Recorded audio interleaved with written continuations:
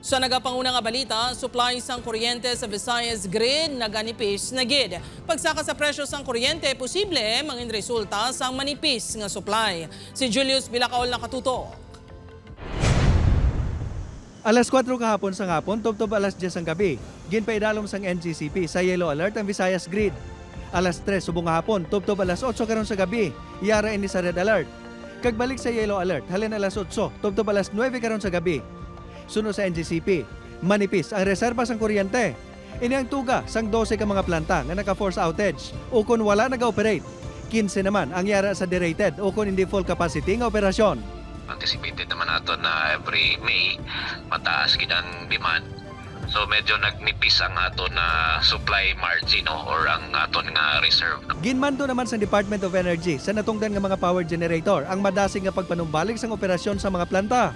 Lagip sa giningadlan sang DOE ang Panay Energy Development Corporation Unit 3 sa Iloilo City. Sa press statement nga ginpagawa sang PEDC, ginpahayag nga nagapadayon ang repair work sa planta. May 6 ang nag-force outage ini matapos maka-eksperyensya sang shaft failure sa ila induced draft fan.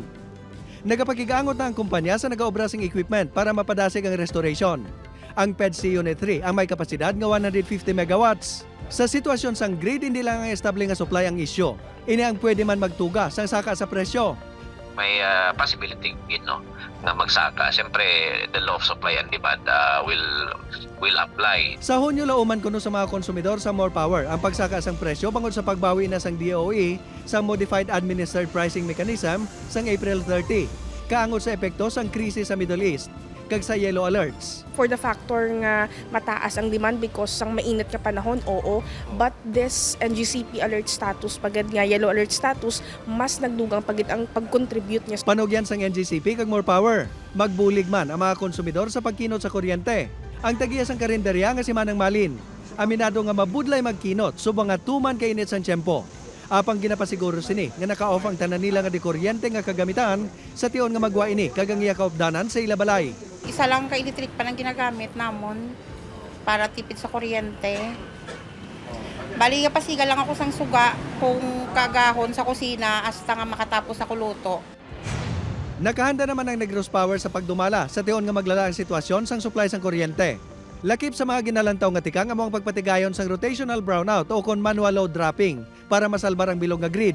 Sa karon, nagapabilin nga normal ang supply sang kuryente sa Negros Power. Kung mag-tigil ka, since this is sa generation nga tayo, manual load dropping kita, just in case, ma-execute yan isang rotational nga brownout. Upod kay Romel Porquilla, Julius Bilacaol. 1. Western Visayas.